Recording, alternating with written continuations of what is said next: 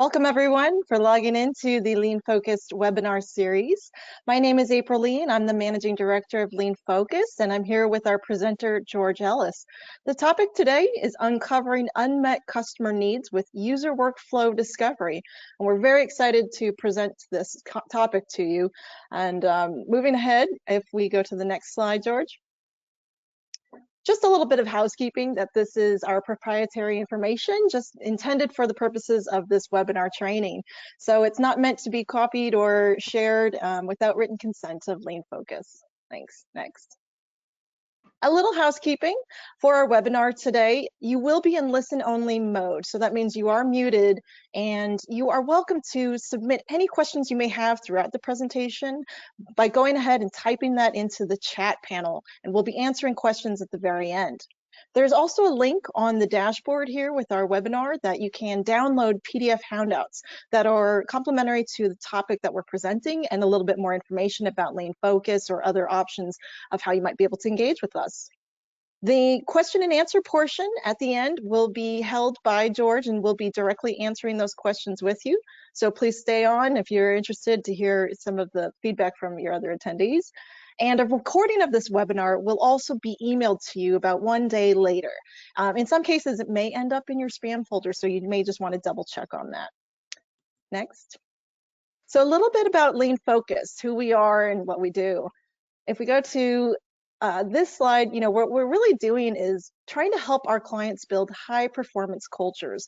And what we mean by that is we're really helping to build training, sustainment, and guidance and coaching to really help companies drive performance towards that next level.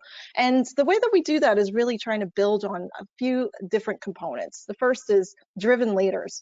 What we're really trying to do is making sure that our leadership has the intrinsic abilities and skill set to really drive that lean thinking. And what are they doing to reinforce it? So we're helping to develop that skill set, but we also place talent as well. So we have an executive talent solutions piece of our business where we can actually help place really knowledgeable lean talent to help drive that performance. Our guiding principles are the mindsets of, how do we build that business? How do we apply Kaizen or continuous improvement rigorously throughout the organization and continuously improving on what we do by eliminating waste? So those guiding principles really help carry that culture. Our proven systems, which I'll explain in just a moment, is our lean focused business system approach. And it's really process-oriented tools that help drive that pragmatic process and routine rigor that will really help drive that performance. And lastly, often overlooked is how do we drive sustainability with growth? And what are we doing to have that foundation of continuous improvement, but also driving that, where are we driving strategic advantage and competitive differentiation for the future? And so really that's what Lean Focus does, is we start at a high level of understanding what your strategy is and how can we apply these principles moving forward. Next slide. A little bit about some of our clients. As you can see from this example of where we have been working or who we've been working with, our tools and our approach are industry agnostic, and we can really help drive performance, whether it's on the manufacturing and shop floor, all the way to the C-suite or transactional processes that are often not considered to be oftentimes approached with lean tool sets. And so, just showing this example of where we can help drive performance is really a key component of you understanding how can we help you in what you do. Next slide. The way that we do it, it's using our Lean Focused Business System. So it's really a proprietary set of tools where we help drive an understanding, a key foundation in lean knowledge. We help teach and coach associates as to what these tools do, why they're doing it, and then we help them apply it towards live problems. So our tools are really set up to be, how do we maintain a good, strong foundation of continuous improvement learning? And then we'll use more specialized tools in our growth, lean, or leadership systems to drive towards specific areas where improvements are needed within the business. We will typically work with clients on an understanding of the strategic direction of where you want to go, and then we'll help you identify what tools to apply thereafter. So with that, I'm going to move forward to the next slide with respect to introducing our speaker today. So I'm very pleased to turn this over to your presenter, George Ellis. George? Hi, thanks, April. Great introduction and about what we do and who we work with.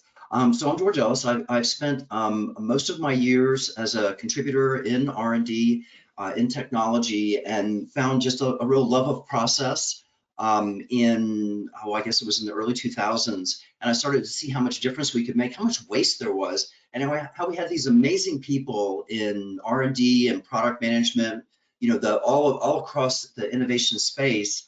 And and that if we could take the waste out, they could get so much done. And that for me has been a driving factor for my work in this area. So I really fell in love with this about 20 years ago. I was with Danaher for more than 35 years. We spun off the dental group. It became Envista. I went with them and led their business systems office for innovation. I wrote a couple of books on the topics of innovation, and I really just love it. I do it. It's 7 days a week for me. Our talk today, we're going to have the sections that you see here. We've already been through the introduction to lean focus. So let's talk about what the problem is, and then talk about what user workflow discovery is, and why it matters to us, and then talk about how we would plan it, and then talk about how we sustain it over a period of time, because this is a process that you can get together and you can do a whole lot for a week. And if you don't really sustain it, and be meeting with those customers and observing them, over the weeks, it doesn't really help much. So we'll talk about that weekly management, we call it, and then we'll end with valuable problems. What are the problems we really need to solve? So, and then we'll have time for Q&A, like April said. So first, let's talk about why are we doing this? Why do we need to solve this problem? Well, there's the general area that we're in is called design thinking, and you probably have seen it. Design thinking is something that's it's practiced by a lot of companies. It's not owned by any one company. It typically has 5 steps. I would say roughly the first half is understanding the problems the customer has. And the second half is creating innovative solutions that you validate with the customer. So there's a lot of folks that are doing that. I'm going to show you some examples. Now in today's talk, we're going to talk about the first half. User workflow discovery is understanding the problem. But when people are not using, when we compare people who use design thinking to those who don't, and you can see here's one example that we got from Design Management Institute, that the growth of those companies is more than double what the average S&P company is. And why is that? Well, our hypothesis is that without design thinking in innovation, you get a huge amount of waste. And the waste really shows up. I call these me too and spec tweakers. So me too product, we just go do something like the competitor just did. That's pretty obvious. Spec tweakers, that's where you have an engineering team that they've been working on this spec, and they got to 5 millimeters, and they want to get to 3 millimeters. And a lot of times that's not what drives the customer. It's a spec on a sheet that's important. The second area is that we get products that aren't well aligned to the company objectives, and so they don't have that holding power that they stay with the company, and you really invest in that area for many years. And then the third thing is the ambiguous projects. How many times if you're part of innovation, I'm sure you've been part of a project where the project isn't very well defined. You get halfway through, you realize, oh, we weren't doing what was expected. You get to go back and start over. It's frustrating, it's expensive, and it doesn't serve the customer. So those are the 3 areas where we get a lot of waste. Why use this process to address that waste? Well, this is really, like I said in the beginning, this is that we want to really understand what the customer needs. And how do we do that? Well, first off, we want to build empathy for a broad group of users. And when I say empathy, we use the term a lot, pain point. Customer need is kind of antiseptic, but you'll hear us say a lot, pain point, because that's what it is. If you've ever been on the phone with a customer who's angry and yelling, and they're just so frustrated with us, maybe it's a product, maybe it's a process to return the product, whatever. Having an empathy for that person, it's a huge advantage when you go to design new products. The second thing is we want to avoid personal bias. Now, personal bias is it's just, we look at the world, as humans, we tend to see things very quickly, align them to things that we've seen in the past, and then start solving. I think you guys are familiar with what I'm talking about here. And the process that we have here really tries to address that personal bias by using a team and using a structured process and having transparent results so that those things all are out in the open. We want to find pain points, I talked about that. And then lastly, we want to define the valuable problems that really make a difference to a customer. And so those are the four areas the four things that this process will help us do. I want to take a step back for just a moment. And I know this can be a little bit of an intimidating chart, but this is the entire innovation journey. So if you think of innovation, it begins all the way over here with deciding, what strategy do I want? What are the attractive segments I want to serve? How do I segment them? How am I doing IP mapping, right? That's all at the very beginning. We go through in discovery, we define the projects, then we actually do the project work. That's that alone is maybe a year and a half to do a project, to do a full project, sometimes longer. And then we have to go sell that project and make it successful. And that's a year or two. Well, if you really add the whole time up for the innovation journey, it's a 7-year journey, I think, on average. Some companies it's 5 and sometimes it's 10, but there's a lot to be done, right? We spend millions of dollars creating products. There's a lot to be done. It shouldn't surprise you that there's a lot of different steps and they're very different. Now today, we're going to focus on one of those steps, just user workflow discovery. As I said, if you combine that with the one just below it, design thinking, that is that 5-step process. This is understanding the problem. In another webinar, we'll talk about how we create innovative solutions to those problems. Now I'd like to step out one more time to talk about and actually look at the whole innovation process, but just at those 4 steps. Aspire, discover. Discover is think about, we know what segment we want to serve, we know what the problems are, how are we going to go find that product that's really going to serve that customer and delight them? So discover is a shorter segment, it's typically a few months, but it's really how we go from, we want to work on this to, yes, here's a project we can start. You can see it ends with a pen where we commit to the project. And then we go into design. Now, when people think about R&D and innovation and software development, most of the time they're thinking here. This is the actual project from when we committed to it to when we launch it. But that's not the innovation journey. The innovation journey is much larger. And then we need to deploy the product, right? We want to actually get it out there and we want it to be successful. We want it to be successful because that pays the bills, but we want it to be successful as developers and innovators for another reason. If you create a product that isn't successful, what have you accomplished? It means very few people are using it. It's creating very little value in the world. And so for me, it's very personal when I work on a product. It's not just that I want us to be able to pay the bills. We want to be successful when we deploy. Now, let's talk about why it's so important to have a great discovery phase. Because remember, I said a few moments ago, discovery is only a few months, maybe 3, maybe 6 months. But why are we focused here for today's talk? Well, I want to show you a graph that I got from Don Reinertsen, who's a prolific writer from the 90s and early 2000s on lean thinking for innovation. Where do you spend the money on a project? Well, you really don't spend very much money at all in Aspire. There's typically 1 or 2 people, maybe a business development person, somebody, a high-level product marketing person, maybe might be somebody at corporate, but it's a handful of people. When we go into the discovery process, part of the process, it's short. We don't spend, we're defining the project, we're making sure we get all the use cases defined, we're making sure the team's lined up, that we have the budget, that the schedule's lined out, that everybody's aligned, that kind of stuff. All the things we need to do before we're ready to sign and say, yes, we'll take this project. Where do I spend the money? Right here, right? This is where we've got the engineers, 20, 30, 40 engineers working for 6 months, 12 months, 18 months, and we rack up millions of dollars of expenses in this design phase. And when we go into deploy, if we've done a good job, it's not very expensive. It's not the expensive part either. Where we spend the money is in design.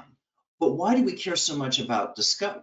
So yeah, you see that the big part of the money is spent here, but why is this discovery process so important? Because if we get this right, it cuts a huge amount of waste out of the design. So that's what we're really trying to do, understand that product.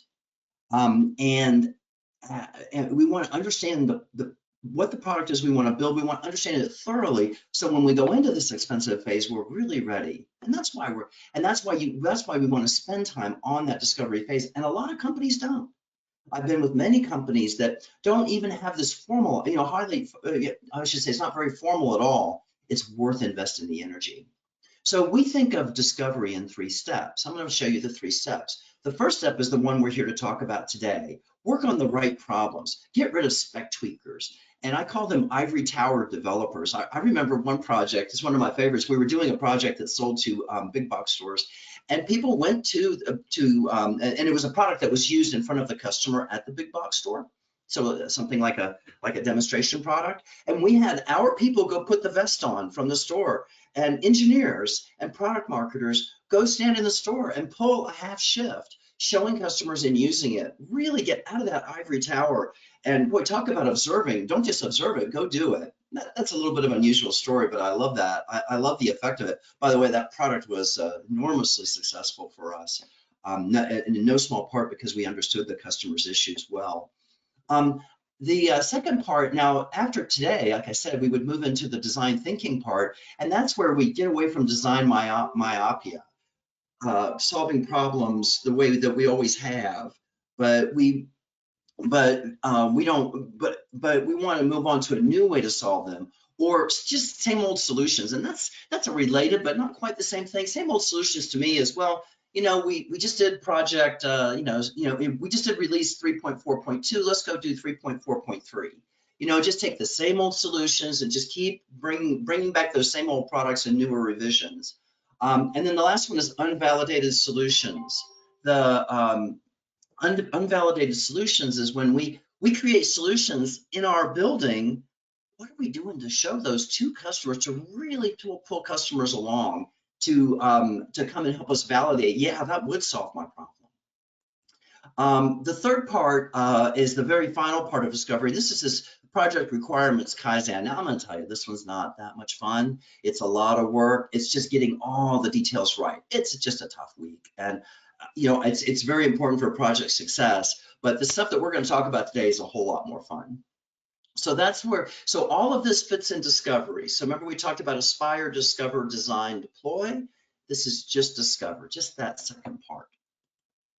So who's doing that? Who's using design thinking? Well, here's a list of marquee companies that are that use design thinking. There's these folks, and there's lots more of them. So we'd like to talk about a couple of examples. So, I like this example, Starbucks, because this one affects me personally, and the Starbucks card, and they were able to move their lines faster.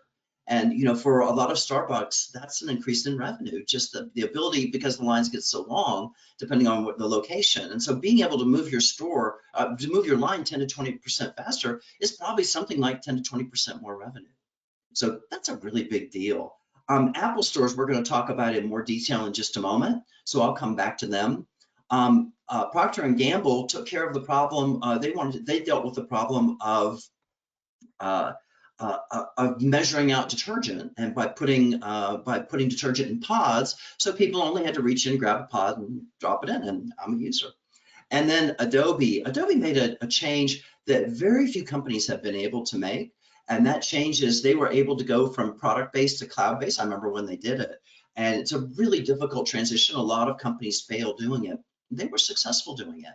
And I believe that that part of that success came because they really understood what the customer needed.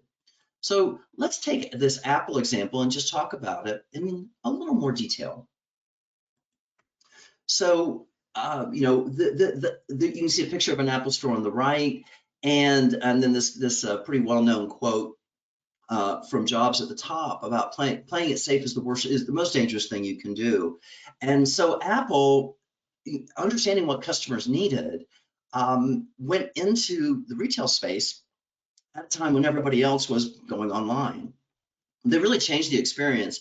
I don't know about you, I go into Apple stores, I really like the experience. It's something different. I can't think of another store like it.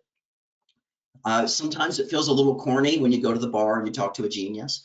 But you know, even though I think that's corny, I got to tell you, I like the experience.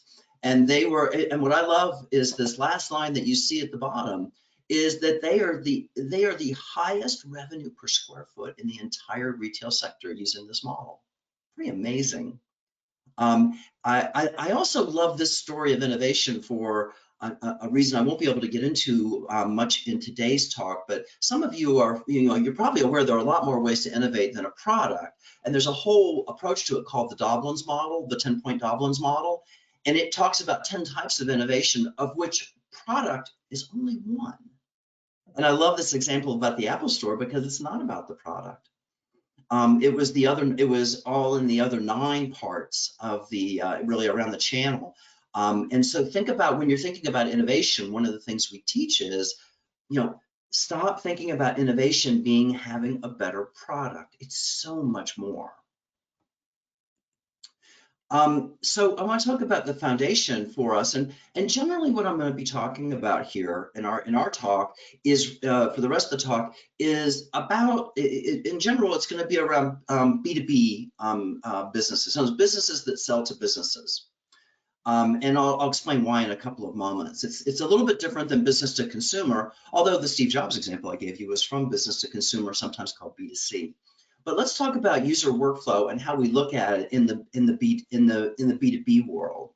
In the B2B world, virtually all of the workflows that you're dealing with have multiple people in them.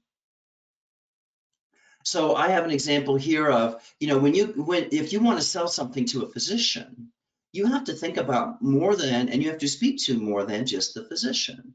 There's a patient involved, there's front office staff, there's a nurse, there's a referred physician that becomes part of the process if the primary has to refer a patient. There's a lot of people. There's there's so many I didn't even show in here. The hospital, lab, or surgery, and there can be so many more personas. I drew an oversimplified one here. But as you guys know, where a lot of times where the pain points are is the handoffs, the phone call that somebody's supposed to make that they never do, or when you send to someone, they don't know what to do with you. And certainly in the medical world, that happens, it happens a lot. And so when we want to look at our customer journeys and how our customers are experiencing our products, we want to think about the entire the multi-person workflows. And so that's going to become the basis of what we do. Why is that? Well, we'll talk. It's going to be our key to finding valuable problems. So the reason we do, and this is just another way to look at the same thing. So this is a swim lane view. What you saw up above was what I call a 2D view. This is the swim lane view, and so, oh no, excuse me, it's 2D as well. But you see the pieces and you see the handoffs, and it's just moved over to a completely different area, right? So here I'm just selling a customized product, and then I'm delivering it. And you see the same thing. Now the people involved are the customer service, manufacturing, a lead engineer, there's a sales rep. But again, look at all the handoffs. Look at all the places where there are to create pain points that we can solve. And how do we solve this? Well, we can improve the product and remove the handoff. That happens a lot. And there are lots of other ways we can innovate around that. So these handoffs are one of the places that we want to look a lot. We really want to understand them. And of course, we want to understand the individual step as well.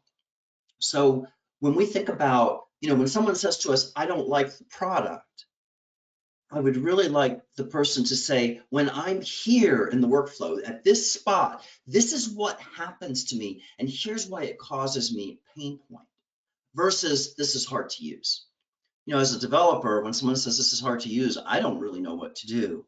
So this workflow allows us to get very granular, very specific with what customer needs are.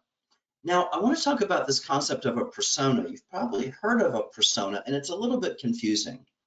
First, I want you to think of a segment, right? This is the entire group of people that we want to sell to. So let's say that, in this case, it's a car. Maybe we're selling a motor. Maybe we're selling, cleaning for a medical space. Whatever it is, there's a segment.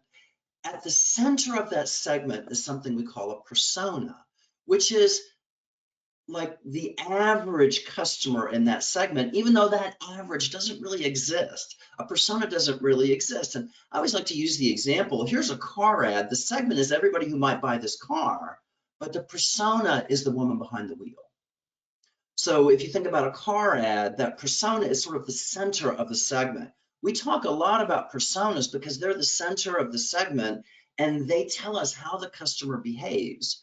You know, a segment is often defined as a group of customers with like buying patterns. Well, the persona is at the center of that. And so understanding that persona's buying patterns are just crucial for creating products that will delight people.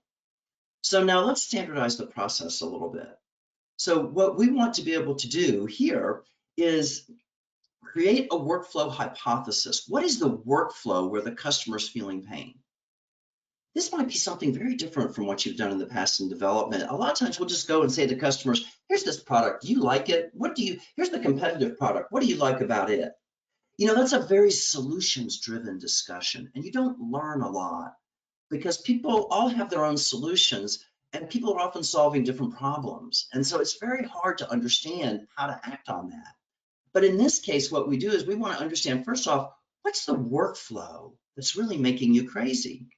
Is it the workflow of actually using the product? That happens a lot, right? I'm using this thing and it resets on me and I have to reset everything and it's really painful.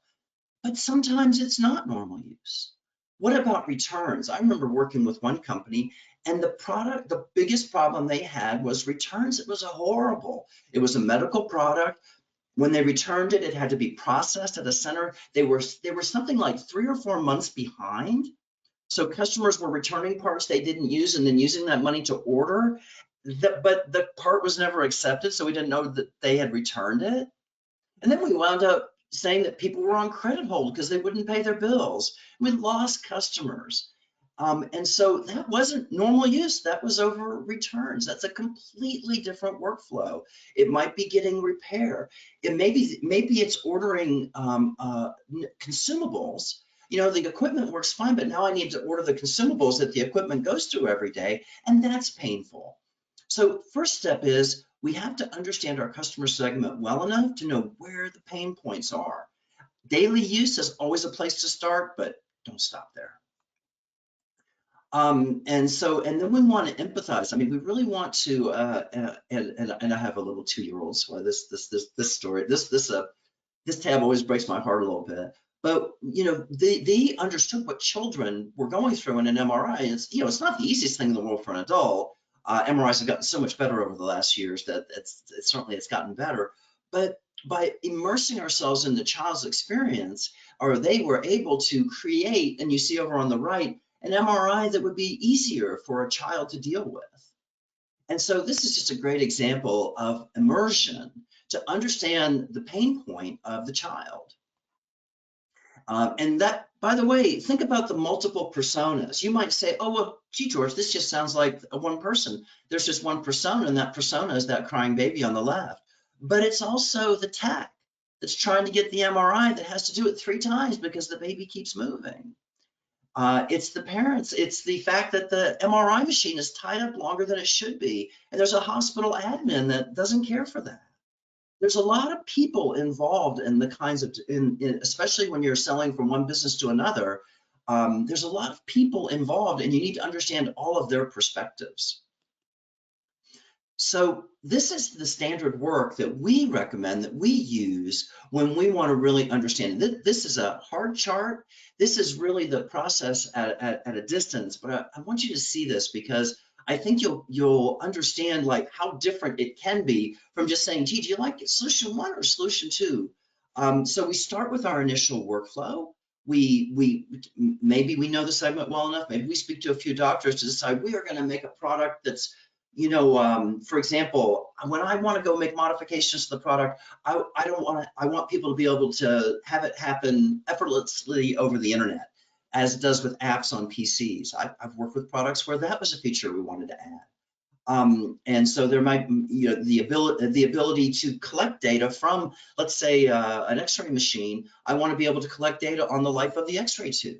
And I want to do that through the internet because there's a huge pain point in people forgetting and then something happening and the machine not working. So there's you know, what's the workflow? What's your initial hypothesis of what that workflow looks like? Draw it out, then and then figure out what your segments are, design your personas, and then we go and interview and observe.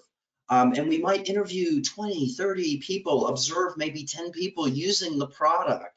And there's so much to learn from doing that. And so you can see we have a combination of interviews and observations. Then we go back and refine the user workflows. We take, you see here, mine for insights. What are insights? Insights are those little gems that somebody says during an interview or an observation. And remember I told you earlier, what makes this different? We want this to be transparent to eliminate bias. Well, think about those insights. Think about the fact that there are hundreds, maybe thousands of insights that we will get as we talk to people. How do we organize those in a way that we know there's no bias? Now, I'm not a political person, but let me use an example from politics. If you have somebody that is in one political party or another, and they hear or see the same thing, they don't walk away with the same story. And it's not because they're political. All of us do this. When we see things that align to our way of looking at the world, we tend to remember them and say, yes, see, that proves the way I look at the world is right. And when we see things that disagree with our way of looking at the world, we say, oh, that's an outlier, that's an oddball. And that's in politics, and that's also in product design. So that's one of the reasons that we talk about the transparency around insights, because we want to collect all the insights and as a group go through them versus any, you know, that's just one example of how we attack insight, the problems of bias. And we use it by being transparent. One way is being transparent in our insights. We take all that, we say, oh, we didn't understand the workflow. We left the whole person out. We need to go back, we need to modify the interview a little bit, and we need to go get 6 more people. And so you might spend a couple of months going through, really deeply understanding until we find those valuable problems, those problems that when we solve them, we're going to delight customers. I think that if you're in lean thinking on the factory floor or anywhere else, you're probably familiar with this cycling of divergent and convergent thinking. So divergent thinking, I have a problem, I need to go solve it. What are all the solutions I could look at? That's divergent. Okay, let me find a way to rate each of those solutions so I can narrow it down to 1 or 2 I can do a lot of testing on. That's convergent. Okay. You'll see that through lean thinking all everywhere, going out in the factory, designing a cell, designing a new, you know, just like I said, designing a product or even a business process. You begin with divergence and getting broader and broader, and you can see, excuse me, where we are here. We've got a few personas. We want to go look at a handful of workflows and do like maybe 20 or 30 or 40 interviews. And this is a log scale. And then we want to get hundreds of insights so that we can then break them down into headlines, and then we can now go and create our valuable problems. As you can see, you know, it can be a couple of months to do this. But when you start spending those millions of dollars over your, you know, for your 15 or your 24-month project, you're going to be glad you really understood the market. It's a great, it's definitely something that will bring success to your product. I wanted you also to see this extraordinary traceability. Now, when someone comes to me and says, we have a problem we need to fix, you know, we need to change this spec, I can go back and say, well, what segments did you talk to? Who were they? Can you show me the interviews? I'd like to read them myself. Where are the insights and how did you guys get the headlines that drove you to that? This all becomes super transparent so that we're able to understand the connection of what we're going to go send a team to do for a year or 2 and how it is we got there. So I wanted to give you one experience I had. This is a personal experience observing, and I think this was the first time I ever did this, and it was obviously it stuck with me. It's been a lot of years, but we had a task that needed to be done, and if you gave one of our engineers, we had a product that was a controller, and we just wanted the controller to control the end effector to go do something really simple. Let's say something really simple like just move something from here to here. You know, some sort of a controller that could move items, you know, left and right, and just move it from the left to the right.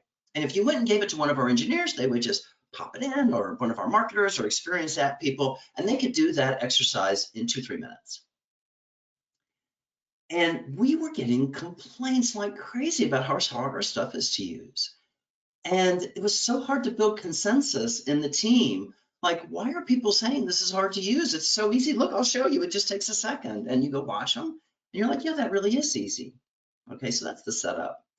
So I just went and took a product. I went and found a person who I knew the person, and the person didn't know the product, and I knew she was pretty smart. Like I didn't, I went and found a person I thought was, the kind of person we would be selling to. And I just gave her the box and I said, do you mind? I want you just to take this out of the box and have it do this simple thing from left to right, move it from left to right or whatever it was. And, I watched her for 2 hours. She called our app support line twice. She was using some pretty strong language at the end. Talk about a pain point. She was angry and she would look to me and ask me to tell her what to do. And it was so hard not to just say, oh, you don't have this one piece of instruction that you need. And so she didn't know she needed it and she didn't know to look at it. Well, she had that experience. We went back to the team with that experience. And I will say the marketing group was complaining about the product being hard to use for years. I want to tell you guys, night and day, just that one observation. We took it to the design group and said, see, it took her 2 hours to do it. Let me walk you through the entire painful process. And within weeks, they had fixed it. It was such an easy thing to fix. We just needed the empathy. And so anyway, that's a story from for me that I don't think I'll ever forget. Now we talk a little bit about how do we manage the process. And I want to start with talking about what are the common barriers to success. I bet just about every person on this call has had some kind of process where they were supposed to go understand the market. A lot of times it's not structured at all. Your boss will say, you need to go visit more customers, or, you need to go to a trade show to understand how these products work, or why don't you get one of these things and take it apart? And you'll start down a process to understand what customers really need, but there are a lot of barriers to actually getting to the end. And so I've listed 4 here. One of them is we fail to get a representative set of users. I can tell you time after time, we would go to the same 3 distributors and ask them the questions. And they didn't know. We wouldn't take the time to go actually look at the segment and build up 30 customers. We just say, oh, these 3 distributors, they're great. Well, why were they great? Well, they were great because they liked our product. They sold a lot of it, and they were real fans. But we never talked to the people who were just so angry with us that maybe they weren't even customers anymore. Another one is to fail to finish the course. We go interview 2 people, it's kind of fun, everybody gets busy, and then we kind of forget, and then we come back 2 months later, and we've still interviewed 2 customers. So you might imagine in lean thinking talk, we have a lot to say about that kind of daily we call it daily management or weekly management, but making sure we get to the end. Failure to find all the critical personas. That was one that happened to us. I remember there was one of these I was doing, and we were selling something to a doctor. And the doctor ultimately had to sell it to the patient, right? So it was a treatment for a patient. When we talked to the doctors, like 3 and 4 interviews, the doctors would say, well, I really need the nurse to be in there helping me pre-selling. Because if I show up and go see the patient and say, you need X, the patient's going to be, wow, that seems expensive or complicated. But if the doctor walks out, the nurse says, I've seen a lot of people get this. It really works. What a difference. People trust the nurse. And in dentistry, it's the same thing with the hygienist. And so we were doing this with the doctor. We didn't have the nurse even in our diagram. So we had to go back and add the nurse and found out that he or she was just critical to the success of making the sale to the customer. So that was a place where we just learned a ton. And then finally, failure to filter the insights. Have you guys had this happen before? Someone says, I talked to a bunch of customers and they said, we need X. And you're like, well, they said, what does that mean? How do 30 people say something? Can you show me how you got there? Oh, I talked to a lot of people. Can I see the interviews? Or I'd like to read some of them myself. Well, I'll see if I can find some of them for you. And this is a very uncomfortable conversation, but you get to the end of this conversation, and more times than not, you find out that it's really we talked to 2 or 3 people. There were a whole bunch of people we talked to years ago. It's all getting kind of mixed in, and there's a lot of bias. And whoever that one person is that sort of holds the gate to all of this customer input, they're able to filter it to what they always thought. And I want to be clear here, nobody does this out of any kind of evil intent. It's just natural. And so that's why we don't want to allow we don't want to just ask people haphazard, go ask customers what they think. You won't get a reliable answer doing that. So this is where I keep talking about, what does a team look like? And I want you to think for a moment about ivory towers. This is what an interview team looks like to me. You know, you've got somebody who owns the whole project that will drive it to the end. You've got some people who really understand the customer workflow. That often is a field technical representative. It might be an applications team member. They understand what the customer goes through. It might even be a customer or a distributor who's got a lot of expertise. But then there's also a technical expert who knows where optical spectroscopy is going, or maybe he's a technical expert who really understands what the web can do. There's some sort of a facilitator. That's usually been my role in these teams. And then there's somebody who goes out and finds us people. We call them matchmakers, but the people who go out and connect you with the customers and the almost customers. And sometimes those matchmakers are hired services. Companies like Guidepost, and there are many of them. Guidepost is the one that comes to mind. But they'll help you find people who can come into your process that are not your customers. And this is the group of people that go and we work together to bring in the information and then to filter the information. So we have that team with all those different perspectives. And it's just such a rich, and I gotta tell you, it's fun. It's fun to do it. This process has a beginning and an end, and there's a team, and there's a result that comes out, those valuable problems that the next team in design thinking is going to take and solve. It's a fun process. I'm not saying it's not a lot of work. I'm not saying it's fun every minute, but I really enjoy it. And then we always recommend a visual management. So here's a swim team. So we might break into a facilitator or the project manager at the top working with a facilitator, and we might take these folks and break them into 3 interview teams and then send them out to go do interviews. And you see each of these little boxes here to the right, that's doing another 3 or 4 interviews. So over 6-8 weeks, people are spending an hour here, an hour there, and they're coming back with a lot of rich and valuable information. And we want to manage that, and we'll even use KPIs. We're lean folks, right? So we always got to get a KPI in there. You know, how many people have you interviewed? How many of the interviews have you analyzed? That sort of thing. But let's drive to the end. Well, let's say that you think this is interesting and you'd like to know what are the next steps to get started. Well, this is a downloadable file. This is kind of a 1-page summary of everything I've just talked about, and 1 page, 2 sides. And you know, as you can see, we talk about the same things in here. And at Lean Focus, we are able to come and help. I've done this process virtually, and I've done it in person. Honestly, both work just fine. Just depends on what's easiest for you to associate people. In on-site sessions, that we use that traditional manner where we come to your company and we stay for several days and we get this thing kicked off and get ready to move into the weekly management. In virtual sessions, we do it a little differently. We meet, typically we have 3 sessions a week of about 2 hours. And that's so we can include people either from Europe. We can have 2 of 3 continents included. So a lot of times we'll do it in the morning and we have Europe and Asia, or if we're doing it West Coast and Asia, we might do it, and we can do it at a time where we're able to get everybody together. And if you keep it 2 hours, it's a little bit painful, but it's not that bad. And we can do that over the same period of time, over a couple of months. It's a little bit longer when it's virtual.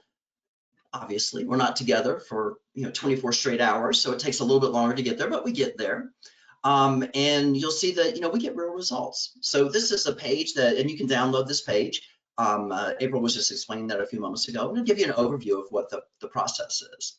And if you're interested in going further, please give us a call, and we're happy to talk with you about how you'd like to go, what makes sense for your company. And so I think with that, I'll just mention a few points and then we'll move on to questions. First, I want to tell you that we're doing a lot with innovation in Lean Focus. And if you found this webinar interesting, I'm doing one every month for the rest of the year. Remember I showed you that lean innovation journey and there were a bunch of green boxes on there? Well, I basically am doing a webinar for every one of those boxes this year, and I'll continue on into next year until we've done every one of those. And so basically we're looking, you know, for the indefinite future, we expect to have monthly webinars.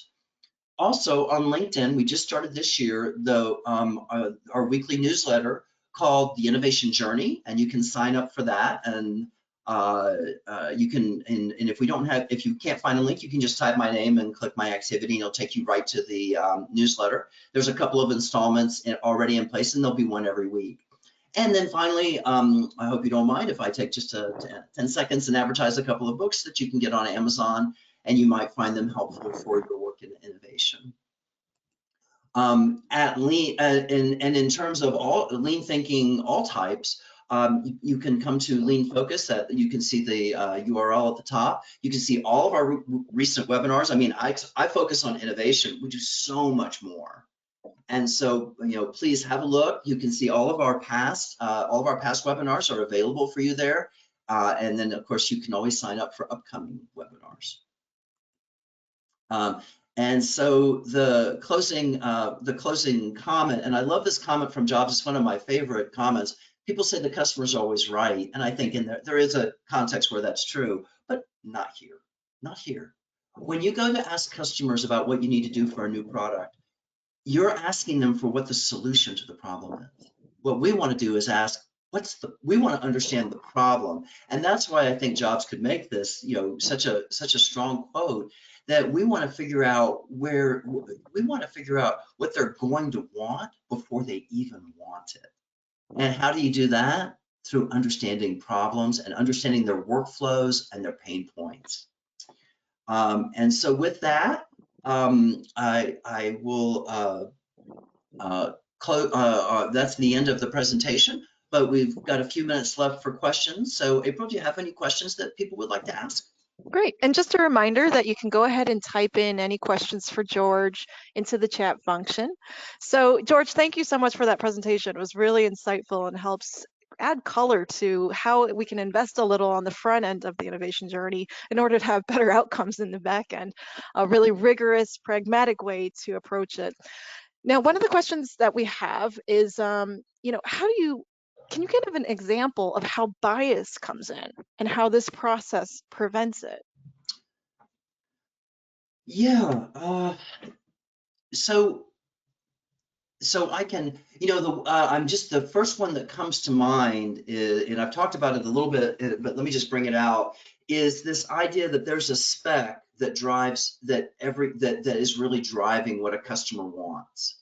And so that's a very common bias for someone who's in research and development. So if you're R&D or software developer, people are constantly pounding you about function and performance. And so you look through the world through that lens of function and performance. And so what can happen is when a customer starts talking to you about things like, you know, I tried to return these things and it was a horror show. You sort of say, well, you know, that's not really my job, and that's not the real problem we have here. You know, the real problem here is how do I make the product better? And the truth is that customer won't even speak to you because of commercial issues. So you need some innovation in that area. So that's an example with R&D. I was hoping I could give you a little bit better one, I did give you one, the bias of familiarity, which we actually had in that I gave that little talk about my observation. When someone knows how to use something, they can have the bias that it's much simpler than it really is. And I saw this myself when people complain about how hard it is to use. The answer back from that person with bias can be, it's not that hard. You just look at the manual or just watch somebody, it's obvious. And so those are just two biases that I see a lot in R&D and software developers and the real technical experts. Those are a couple that come to mind, April. Yep. And I think sometimes people can get caught up in with innovation. They think of the shiny new object, the shiny new feature and benefit, but sometimes we forget to look at the basic functions, the basic blocking and tackling that's required of the products themselves. So I think that your stories tell that. Well, yeah, it's like, you know, where are we causing the customer pain? That's the question the customer wants answered. not how do I get, how do I get that spec better? So yeah, it's understanding the entire experience the customer's having and where it hurts. Yep. A question's come in from Ed K, and he asks, you were trained as an engineer. Most engineers see things as black and white. Innovation requires a lot of gray. How do you help transform the thought process of engineers? Well, that's a great question.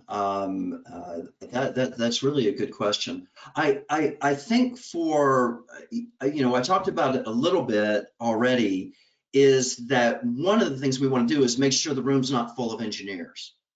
So to Ed's question, if you want to get a product that's just all full of technical bells and whistles, just make sure that the whole room has nothing but engineers and software developers in it, thinking about what customers need. So the first way we get people to move out of that black and white thinking is by having multiple faces at the table who can say, that's not true. Let me tell you about this customer that screamed at me, and I just left work and had to go home. It was so bad. And so by just hearing your colleagues who have other roles, that's certainly going to help with bias. I think the other thing we do, April, is we tell people, look, you need to be talking to 25 to 40 customers, interviewing and observing.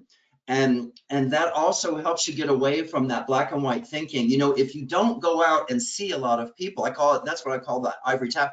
I use that term ivory tower. Of course, ivory tower is popular, but ivory tower innovation. I use that, ivory towers and innovation, I use that a lot, because if you go out and see 15 customers who tell you that's not working, it'll be more effective in getting you to look at, your own thought processes, which maybe if you weren't getting that input, it was just easier to stay in that black and white world. Absolutely. And I think you touched on it a little earlier as well in choosing what customers to observe. Sometimes our bias decides, hey, let's look at these best customers, the best practice examples of how the user workflow is, versus, let's look at the people who are complaining and let's take a look at the opposite direction. And so really having your engineers hear from all aspects is a great way to go about it. So I appreciate that.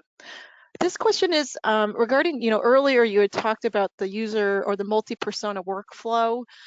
Is that for B2B companies? Yeah, and that's a big difference between business to business and business to consumer. One of the big differences is in business to business, there's almost always a committee of people you have to convince. If you're going to sell a new MRI machine to a hospital, there's a lot of people you've got to convince. You've got to convince the person who runs that MRI lab. You've got to convince the hospital administrator that it's worth the money. You've also, of course, you've got regulatory people you've got to convince anytime you're selling that sort of equipment. And so but the decision to purchase is there's a lot of people that weigh in. There are I think the technical term is buying influences. There are a lot of buying influences in a process in business to business. Now, a lot of times and I'm glad you brought the point up, April. I'm glad that whoever asked the question. A lot of times in business to consumer, it's very one person oriented. So, for example, I was reading some material prepping for today's event, and I saw an example of Starbucks. Here's my experience. I see the pastries, and then I go over here and I get to order my drink, and I go over here and I wait for my drink. Well, that's a very one persona, right? Like I'm going to decide we're not going to have a meeting to decide if I'm going to Starbucks to go get a cookie and coffee. I'm deciding myself. And so one of the problems that I see is that a lot of people who are in business to business worlds are getting their material from business to consumer marketing. And so that's something you have to really be careful of. There's nothing wrong with business to consumer. It's still plenty hard. And I've worked in business to consumer. It's very hard to do, but it's certainly not the same thing as selling to another business. Mm-hmm. Great, thank you. This question is regarding new products, introducing new products to customers. So in this question, they're asking, how do we present our new products to customers in this process? Well, we really don't. I mean, if you think about a product is really, if you're a customer, a product is a solution to a set of problems you have. And in this part of the process, we specifically push ourselves away from talking about solutions. So, we don't ask about specific, we don't, come and ask for product evaluations. Now, it's fine to ask a customer, what did you like? And the customer said, I didn't like that. I need a color code on there because, when I'm in the middle of this process, it's very hard to read those little numbers. And so you should go look at, your competitor XYZ who color codes these things. So that's an example of a place where we certainly want to hear that because that customer is giving us a pain point on our product, that we're missing a color code. On the other hand, we're really careful when a customer starts coming in and they stop talking about the problem and they start talking about the solution. So, famous example, hey, my computer's running really slow. I need to go out and buy a faster, bigger computer. And I think, of course, today people are aware, probably the bigger problem is the connection to the internet. That probably is where you're seeing more slow issues of speed, unless you're a gamer or something. But it's and so in that case, I would want to go talk to that user and say, what's happening? When is it slow? What are you doing? How slow is it? Can you show me? Versus them say, I need a faster computer. Let me get one of these ones with a giant processor and a whole bunch of memory. When the customer is an expert on what pain they feel. They are not an expert on how to solve it. The same way a patient knows where they hurt, but they don't know what the treatment plan should be to help that. Great. No, thank you so much. That's very helpful. And to that point, here's the final question that will help us close it out. What's the difference between this and voice of customer? Oh, yeah, that's another good question. So I don't know how many of you on the phone have or on the webinar have heard this, but a lot of people will use the term voice of the customer or VOC, and it's become this very watered down term. In fact, my first edition of my newsletter is on this very topic, which is people just start using it as an easy way to get around really understanding the customer. So you'll just say, well, the VOC told us that we should do this. And you'll dig into that and you'll find out what was the VOC. The VOC was, well, a couple of years ago, I went on these 2 customer calls and both guys said that. And so this is, when I think about VOC, it's like anything a customer says. A lot of times VOC can be a really strong process. Sometimes it's a watered down process where it's just it's not only anything, it's everything all mixed in together. What we're doing here, this is a type of voice of the customer. This is one type, which is we want to understand what is the pain point you are feeling that we are in a position to come and help and deliver value with. So I guess, April, the short answer to your question is it's voice of the customer about the pain they are feeling with today's solution. That's great. And I think, George, earlier, you showed how we can visually map the user workflow and really understand so that you know what kinds of questions to be asking or where, at what point, and what user or persona. So I think it's a fantastic way to visually represent that workflow.